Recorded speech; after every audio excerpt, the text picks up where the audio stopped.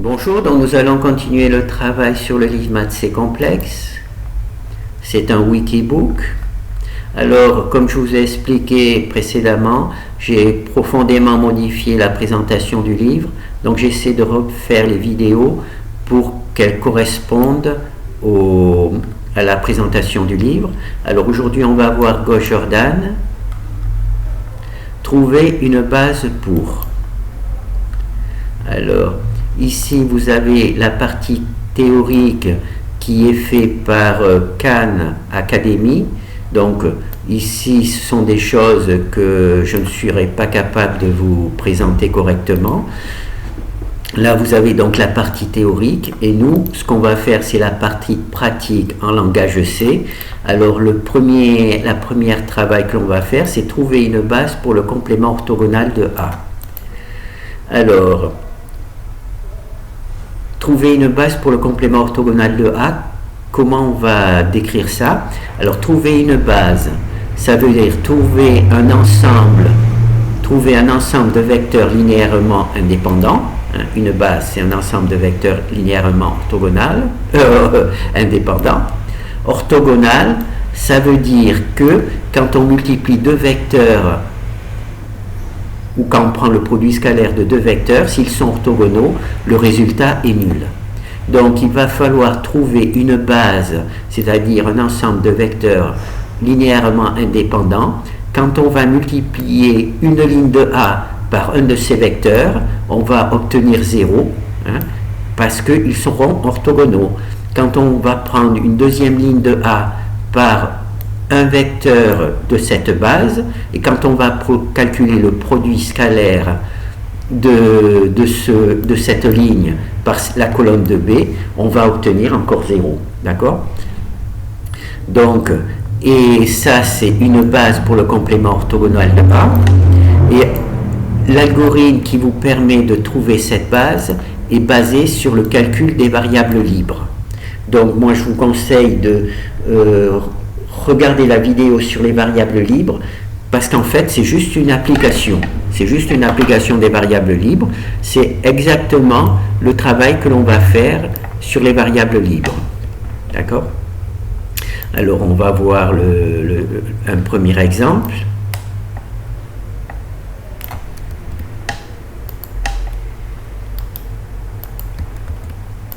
Voilà.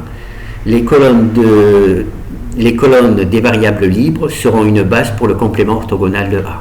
D'accord? C'est pour ça qu'ensuite, on va multiplier A par toutes ces colonnes des variables libres qu'on va trouver. À chaque fois, on va trouver 0. C'est le produit scalaire. On pourrait faire le produit scalaire de la première ligne par la première colonne, le produit scalaire de la première ligne par la deuxième colonne, et ainsi de suite. Donc là, est-ce que j'ai bien récupéré le code?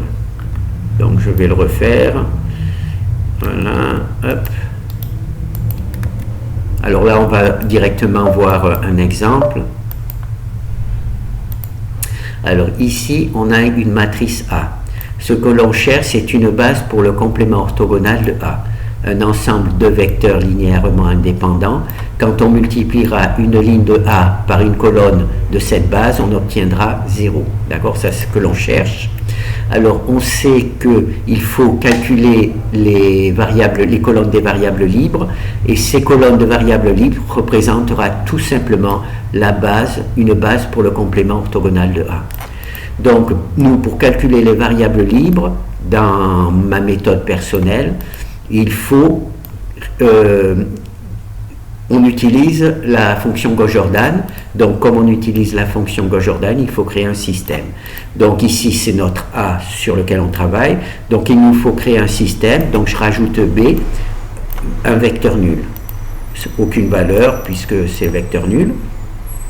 Et cela nous permet de créer le système AB. Ici, il y a A, et ici, il y a B. Et grâce à ce système, on va pouvoir calculer les variables libres. Voilà. Donc, on a donc notre système AB. Alors, petit rappel, regardez la vidéo sur les variables libres.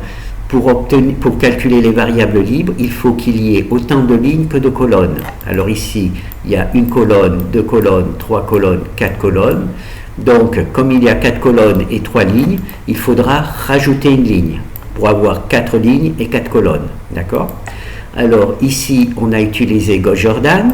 Gauss-Jordan, il nous donne les pivots. Alors, ici, première ligne pivot, pas de problème. Là, il manque un pivot. Donc, ici, il va y avoir une variable libre.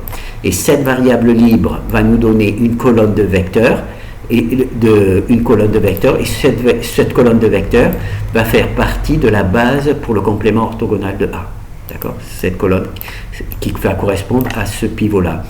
Là, pour la troisième ligne, il va y avoir un pivot. Hein, ici, c'est la troisième ligne, même si ça se ne voit pas. Et ici, la quatrième ligne, il y a déjà le pivot, donc c'est bon.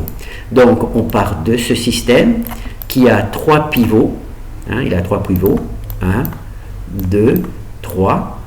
Il lui manque une ligne, donc on va utiliser cette fonction-là sur ce système-là pour ajouter une ligne. Voilà. C'est cette fonction qui fait ça. Et comme ici, il manque des pivots, hein, il manque le pivot ici, et bien cette fonction-là va rajouter un pivot. Donc, le pivot d'ici, il est bon. Là, il manque le pivot, donc il rajoute. Comme il rajoute un pivot ici, automatiquement, il faut rajouter une colonne. Et sur cette colonne où il manque un pivot, sur cette ligne où il manque un pivot, il faut rajouter un 1 dans la colonne que l'on a rajoutée. D'accord? Voilà. Donc là, on a donc un pivot, 2 pivots, 3 pivots, 4 pivots. Donc c'est parfait. Ici, on a notre colonne pour les variables libres. Par contre, le système n'est pas résolu. Le système ici n'est pas résolu puisque au-dessus, il y a encore des valeurs au-dessus des pivots. Et là, ici, il manque des pivots. Donc là, le système n'est pas résolu. On a simplement installé la ligne qui manquait et on a rajouté le pivot qui manquait. D'accord? Donc là, on va maintenant, avec ce système, on va le résoudre. Alors ici, on a résolu notre système. Les pivots sont seuls. Il n'y a plus de valeur au-dessus des pivots ou en dessous. Et ici, c'est B, hein, le B du départ. Et ici, c'est notre vecteur qui correspond aux variables libres. Donc, c'est ce vecteur-là, hein, qui correspond aux variables libres. Et donc, c'est ce vecteur-là, il n'y a qu'un seul vecteur, qui est une base pour le complément orthogonal de A. D'accord? Donc là, il est inséré dans le système, donc on le sort du système pour que ça soit plus facile. Alors ici, on a notre matrice A. Ce qu'on cherche, c'est une base pour le complément orthogonal de A. Hein, donc, il nous faut donc un ensemble de vecteurs linéairement indépendants. Quand on multiplie une ligne de A par une colonne de ce vecteur, on obtient 0. Ben, quand je multiplie cette ligne de A par cette colonne de B, on obtient 0. Quand je multiplie cette ligne de A par la colonne ici, j'obtiens 0. Quand je multiplie cette ligne de A par la colonne de B, j'obtiens 0. Donc cette colonne-là appartient bien à une base pour le complément orthogonal de A. D'accord? Et si je fais le même calcul que je viens de faire avec la colonne de B, j'obtiens aussi 0 puisque B est nul. Mais naturellement, c'est un vecteur dont on ne parle pas, puisque ça ne sert à rien de dire que B est orthogonal à n'importe quel vecteur. Hein, ça n'a aucun intérêt. D'accord? C'est pour ça que l'on ne conserve que ce vecteur-là. Moi, je suis obligé de conserver dans le langage C, parce que je récupère B. Alors B, c'est le vrai B, plus les variables libres. Je n'ai pas écrit une fonction qui ne récupérerait que les variables libres toutes seules. J'ai préféré écrire avec B. D'accord? Et donc là, on a bien vu que ce vecteur-là est bien une base pour le complément orthogonal de A. Il est linéairement indépendant puisqu'il est tout seul, hein, ou accompagné de 0, mais il est tout seul, linéairement indépendant. Et quand on multiplie n'importe quelle ligne de A par ce vecteur, on obtient toujours 0. Voilà. Donc là, je vais essayer de garder le truc. Alors maintenant, on va voir le code. Hein.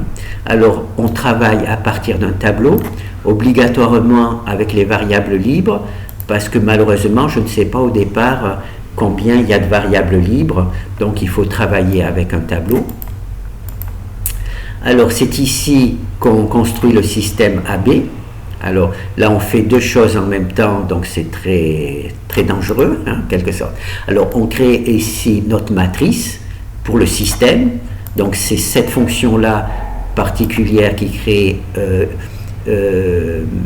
un système. Alors ici il y a le nombre de lignes de A, le nombre de lignes AB.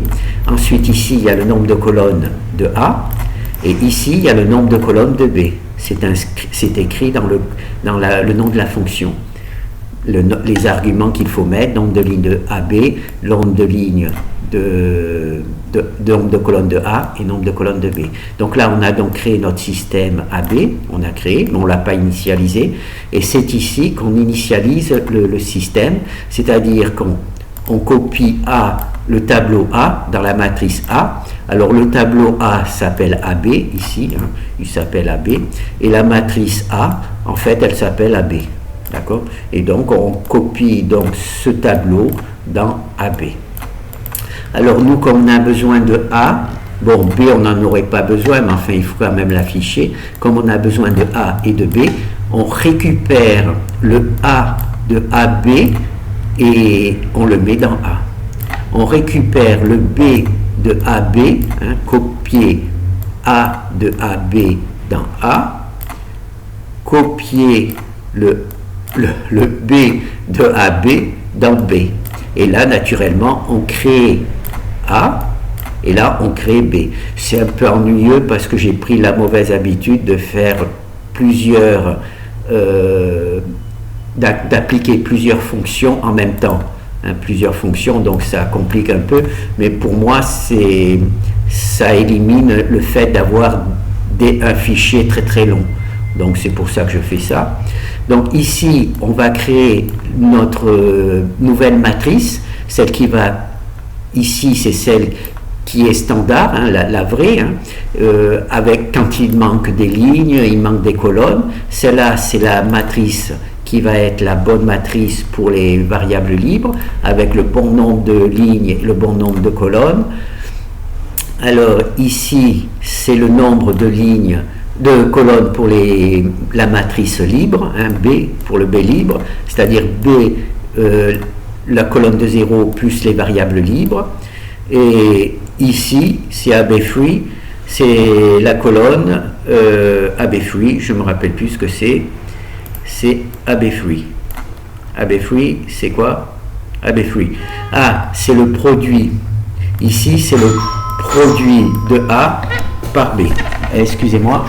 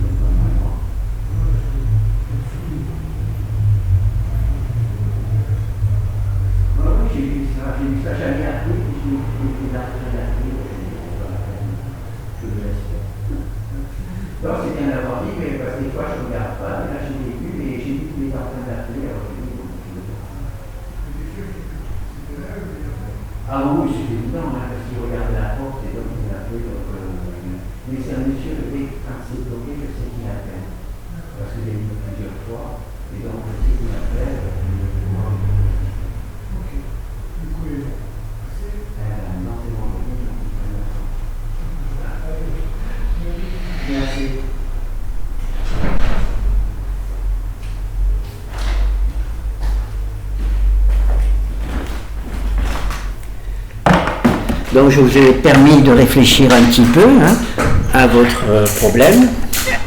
Alors,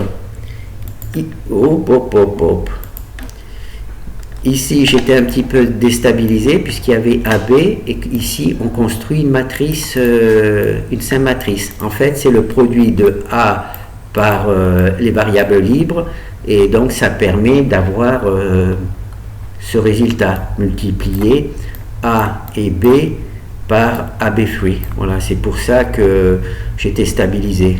J'aurais dû faire comme ça pour montrer que c'était la multiplication de A par B3. Et là, j'étais un petit peu déstabilisé, mais c'est pas grave, hein, c'est bien d'être déstabilisé, de prendre les trucs. Alors ici, il y a le nouveau fichier, la nouvelle fonction. Alors ici, ce sont les tailles de base. Ça c'est dangereux. C'est les tailles de base au départ. Alors il y avait 3 lignes, hein, vous vous rappelez, il y avait 3 lignes. Il y avait 4 colonnes pour A. Alors 3 lignes pour le système AB, 4 colonnes pour le système de A, et B, on avait décidé qu'il y aurait une colonne. Et là, pour les variables libres, il manquait une ligne, d'accord? Donc on a rajouté une ligne, donc ça fait que le système aura 4 lignes au lieu de 3. Et là, B, il avait une seule colonne. Et comme on a rajouté une ligne, il faut rajouter une colonne à B, c'est ici. Donc c'est ici que l'on contrôle la taille du nouveau système. Alors il y a ici le nombre de lignes. Alors ici c'était le nombre de lignes de A, et ici c'est le nombre de lignes du système libre, c'est-à-dire avec une ligne supplémentaire. Donc le nombre de colonnes de A ne change pas, c'est normal, hein, puisque A c'est toujours A. Par contre, le nombre de colonnes de B, là, il augmente. Il y a une colonne de plus, puisqu'il y a une ligne de plus. Donc c'est ici que l'on construit le système AB. Et c'est pour ça que je ne peux pas prendre des matrices aléatoires, parce que je ne sais pas au départ combien de variables libres il va y avoir. Il pourrait très bien y avoir 2 variables libres, alors que là, il n'y en a qu'une, parce que je sais que le système est statique, donc je sais qu'il n'y a qu'une seule. Alors c'est pour ça que quand on travaille sur les variables libres, malheureusement, c'est obligatoirement sur des tableaux. Sauf si on sait que ces variables libres ne sont, on prend des matrices aléatoires, mais dont on sait le nombre de variables libres qu'il va y avoir. D'accord? Donc là, c'est autre chose. Mais nous, on va donc travailler sur les tableaux.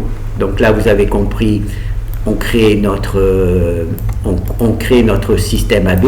Ici, vous avez vu comment on crée le système new, hein, celui qui a plus une ligne de plus et une colonne de plus. Et là, naturellement, il y a, comme ici, il y a B avec une seule colonne. Maintenant, il y a B avec 2 colonnes. La colonne de 0, hein, la colonne des B0, plus la colonne des variables libres. Voilà. Et là, j'ai été un petit peu déstabilisé puisqu'il y avait un système AB et il y avait l'utilisation de cette fonction. Mais en fait, c'est le produit. C'est en fait le produit de A par B fruit. Donc c'est là où j'ai fait une petite erreur. Je vais peut-être la corriger après dans le code. Alors, je vais le corriger ici directement, comme ça me permettra peut-être de... Donc je compile, naturellement, il y a une erreur. Donc il faut que je remette ça. Ça, c'est important de ne pas écrire comme je l'ai fait. C'est une très grave erreur parce que ça nous donne l'impression qu'on travaille sur un système, alors que c'est la multiplication, hein, de A par B fruit. Donc il faut séparer A et B fruit. D'accord? Et donc là, A, B fruit. Là, j'ai fait une très très grosse erreur, je serai puni. Donc là, je vais recompiler pour voir si tout marche bien. Voilà, tout marche bien. Alors, nous, on a vu la création du système, on a vu la création du nouveau système qui permet de faire les variables libres. Donc là, on affiche A. On peut l'afficher tout simplement parce qu'on l'a sorti du système AB ici. On peut afficher B aussi. Et ici, on affiche AB. Alors ici, c'est le premier Gauss-Jordan, celui qui nous permet... Hop. Voilà. Donc là, c'est ce qu'on a vu, afficher A et AB. Ici, c'est le premier Gauss-Jordan qui nous permet de structurer notre travail, c'est-à-dire de s'apercevoir qu'il manque une ligne, hein, puisqu'il y a 4 colonnes et juste 3 lignes, donc il manque une ligne, et qu'il nous manque un pivot. D'accord? Donc, c'est ce premier Gauss-Jordan qui fait ça. Alors ici, il y a rajouter la ligne et de 0. Voilà, c'est ici. Hein, on en est là. On rajoute la ligne de 0 et les trucs. C'est ces deux fonctions qui font ça. Et là, on les affiche. On affiche ce travail qui est fait par ces deux fonctions. Alors, ici, maintenant, on réutilise Gauss-Jordan. On réutilise Gauss-Jordan, c'est ici. On réutilise Gauss-Jordan. Et là, naturellement, les pivots sont bien 0 dessus de pivot et il apparaît notre vecteur qui est une base pour le complément orthogonal de A. Voilà, donc là, c'est cette fonction qui résout le système. Ensuite, il nous faut récupérer le B de AB dans B3, B3, le B de AB, donc ici il y a new, je n'ai pas marqué, ça c'est encore une erreur, new B, alors que dans le code je l'ai appelé B3, donc c'est encore double erreur, j'arrête pas de faire des bêtises. Donc ici on a donc récupéré cette valeur-là pour la sortir du système. C'est cette commande, copier le B de AB dans B3, B3, voilà. Voilà. Donc là, on a donc récupéré notre valeur. Alors ici, on affiche A, ici, on affiche B3. B3, ah ben, je ne l'ai pas appelé de la même manière en haut et en bas. Ah ben, dis donc, je fais n'importe quoi. Donc ici, on a A, ici, on a B, donc on affiche le B. Et ici, on fait simplement la multiplication. On multiplie A par B et on obtient AB free. Et quand on fait ce résultat, on obtient 0. Ça veut dire que quand on a multiplié cette ligne-là par cette colonne-là, on obtient 0. Quand on a multiplié cette ligne A par cette colonne-là, on obtient 0, pardon, ici. Et quand on a multiplié cette ligne A par cette colonne-là, on obtient 0. Donc le B0 fait partie tout à fait de cette base du complément orthogonal de A, ça fait partie, simplement on l'oublie puisqu'elle est évidente en quelque sorte, donc c'est pas la peine de la mettre, nous c'est simplement ce vecteur-là, voilà, qui nous intéresse, et on a bien vérifié que c'est bien, que ça fonctionne, voilà. Donc ça c'est bon, on a vu, bon peut-être qu'on peut faire un deuxième exemple. Donc on va faire un deuxième exemple. Donc là, je ne vais pas faire les explications, je vais essayer d'être plus rapide.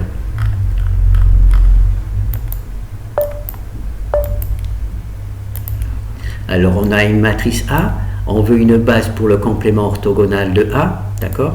Donc c'est une base, donc un ensemble de vecteurs linéairement indépendants, et que quand on multiplie une ligne de A par un vecteur de cette base, on obtient 0. D'accord? Ça, c'est une base pour le complément orthogonal de A. D'accord? Alors, notre professeur a été gentil, nous dit que c'est en fait tout simplement les colonnes de variables libres. Donc, il suffit de travailler sur les variables libres. Alors, on sait qu'en langage C, pour récupérer les colonnes des variables libres, il nous faut créer un système. Donc ici, on a A. Donc on va inventer un vecteur B et on va créer notre système AB.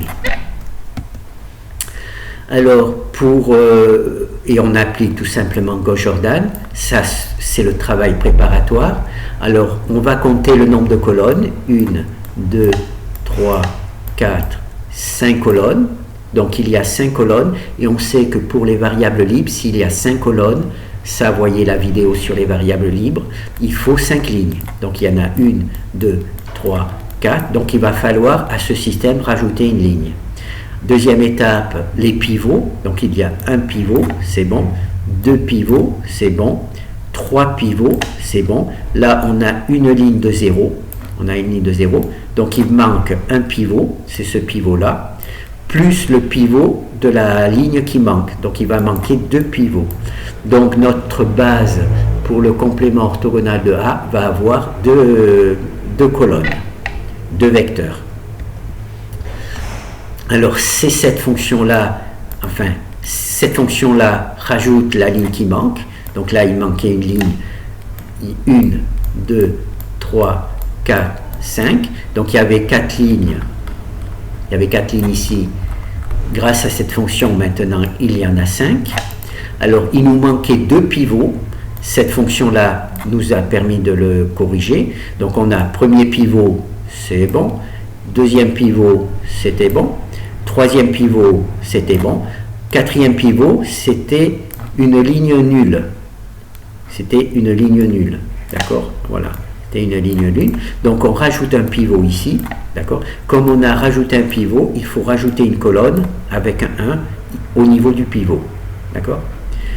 Ici, on a rajouté une ligne parce qu'il manquait une ligne aussi. Hein? Il nous fallait 5 lignes parce qu'il y a 5 colonnes. Donc, il n'y avait pas de pivot, naturellement, puisqu'il n'y avait pas de ligne. On a rajouté un pivot ici. Hein? Et donc, on a rajouté une colonne aussi, puisqu'on a rajouté une ligne. On a rajouté une colonne avec un pivot ici et le 1 qui correspond à la colonne que l'on a rajoutée. Un 1 sur la colonne qu'on a rajoutée. D'accord? Donc là, on a notre matrice. Pourquoi on rajoute des pivots? Juste pour rappel, c'est tout simplement parce que ici, pourquoi on rajoute des pivots? Ici, donc, ici, on pourrait éliminer la valeur qui est au-dessus. D'accord? Ici, on pourrait éliminer les valeurs qui sont au-dessus. Par contre, ici, il n'y a pas de pivot, donc on ne peut pas éliminer ces valeurs-là. Ici, il n'y a pas de pivot non plus, donc on ne peut pas éliminer ces valeurs-là. C'est pour ça qu'on va rajouter un pivot ici pour pouvoir éliminer ces valeurs-là. Et là, comme il y a déjà un pivot ici, il faut rajouter un pivot, une ligne et un 1 pour éliminer ces valeurs-là. C'est pour ça qu'on rajoute des pivots, pour qu'on obtient à la fin, donc là, pardon, où c'est que j'en suis? Voilà. Donc là, on a la matrice dont je vous ai parlé avec les pivots qui manquent, et maintenant on va résoudre ce système pour mettre des zéros partout. Donc on va appuyer sur Return. Voilà, c'est pour ça qu'on a rajouté des pivots et des lignes pour qu'il y ait un pivot dans chaque ligne et qu'au-dessus du pivot et en dessous du pivot il n'y ait que des zéros. Et là, ça nous a permis de créer deux vecteurs, V1 et V2 en quelque sorte, deux vecteurs, et ces deux vecteurs sont une base pour le complément orthogonal de A. Donc ici, ils sont insérés dans la matrice, dans le système AB. Donc on les sort du système AB pour pouvoir les multiplier par A. Donc ce vecteur-là et ce vecteur-là, c'est une base pour le complément orthogonal de A. Alors il faudrait vérifier que ces deux vecteurs sont linéairement indépendants. Je ne l'ai pas fait, mais enfin c'est une erreur, tant pis, je serai puni. Alors maintenant, on a notre matrice A. On a notre solution qui représente théoriquement une base pour le complément orthogonal de A. Donc on va multiplier cette première ligne par cette première colonne et on obtient 0. On va multiplier cette première ligne par cette deuxième colonne et on va obtenir 0. Et on va faire ça pour toute la matrice. On va multiplier ces colonnes 1 et 2 et on va toujours obtenir 0. Donc ces deux vecteurs appartiennent bien à une base pour le complément orthogonal de A. Alors, je suppose qu'ils sont linéairement indépendants, mais je ne l'ai pas vérifié. Voilà, je ne l'ai pas vérifié. Donc, eh ben, voilà, c'est tout. Je pense qu'on a fait le tour. Voilà. Donc, vous avez des exemples supplémentaires. Je ne sais pas qu'est-ce qu'ils ont de particulier. Non, ils n'ont rien de particulier. Non, ils n'ont rien de particulier, je pense. Je vais juste regarder s'il y a un intérêt particulier pour faire les trois autres. Ah oui, celui-là, il est intéressant parce qu'il a un peu plus de variables libres. Bon, on peut le faire rapidement puisqu'il a beaucoup de variables libres. J'avais pas vu, j'aurais dû le faire. Voilà. Alors là, notre système A, on crée le B, on crée le système AB. Alors ici, c'est un truc extraordinaire, il n'y a que des lignes de 0. C'est pour ça que je vous le présente. Je n'avais pas vu qu'il existait, donc il n'y a que des lignes de 0. D'accord? Donc ce que l'on cherche toujours, c'est une base pour le complément orthogonal de A.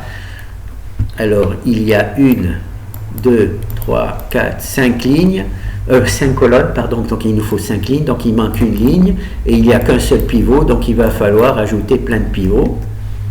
Alors, ici, on a rajouté une ligne, parce qu'il manquait une ligne, donc là on a 3 et 2, 5, donc on a bien notre 5 lignes. Ici, on a rajouté les pivots, donc il n'y avait qu'un seul pivot, donc on a rajouté un pivot ici, et un truc ici, un pivot ici, valeur ici, un pivot ici, une colonne supplémentaire ici, un pivot ici et une colonne supplémentaire ici. Et donc là, on a donc notre nouveau système. Donc là, il n'est pas résolu puisqu'au-dessus du pivot, il y a des valeurs. Alors là, on résout le système, hein, il n'y a plus de valeurs au-dessus des pivots, hein, toutes les valeurs sont nulles. Et on a ici créé notre base pour le complément orthogonal de A. Cette fois-ci, il y a 1, 2, 3, 4 vecteurs. Il y a 4 vecteurs. Donc là, les vecteurs de notre base orthogonale pour le complément orthogonal de A, il est inséré dans le système. Donc là, on le sort du système. Hein. Et ici, on a notre matrice A. Ici, on a notre ensemble de vecteurs linéairement indépendants, hein, qui est une base pour le complément orthogonal de A. Je n'ai pas vérifié qu'ils étaient linéairement indépendants, mais je le suppose. Et quand on multiplie la première ligne par la première colonne, on obtient 0. Quand on multiplie la première ligne par la deuxième colonne, on obtient 0. Quand on multiplie la première ligne par la troisième colonne, on obtient 0. Donc, quand on fait cette multiplication de A par B, on n'obtient que des zéros. Donc, on peut dire que ces vecteurs-là sont bien une base pour le complément orthogonal de A. Et bien sûr, le 0, c'est un truc évident, mais enfin, comme il y est, comme ça permet de se rappeler qu'il y a au moins un vecteur qui est évident, c'est le vecteur nul. Et les autres qui ne sont pas nuls sont quand même des vecteurs qui sont une base pour le complément orthogonal de A, puisque quand on fait le produit scalaire d'une ligne par une colonne, on obtient toujours 0. Voilà. Donc là, c'est un petit travail. Donc c'est ici, hein, multiplier A et B fruit, ça nous donne AB fruit, et c'est là que vous avez vu que tout était nul. D'accord. Bon, ben, j'ai bien fait quand même de regarder le quatrième, hein, il est intéressant puisqu'il y en avait un peu plus. Donc voilà, alors la partie théorique se trouve ici, hein, je ne suis pas capable de la faire. Et là, vous avez la partie pratique en langage C. Donc, c'est simplement utiliser l'algorithme qui permet de calculer les variables libres. Dès que vous calculez les variables libres, vous allez obtenir une liste de vecteurs qui sont théoriquement linéairement indépendants. Je ne l'ai pas vérifié, mais enfin, j'espère que dans la partie, il le prouve et il explique. Donc, une base, quand vous calculez les variables libres, vous vous trouvez avec une colonne, enfin avec des colonnes qui sont linéairement indépendantes, et ces colonnes représentent une base pour le complément orthogonal de A. Voilà. Peut-être que je parle un peu vite, il va falloir que je ralentisse la vitesse. Merci.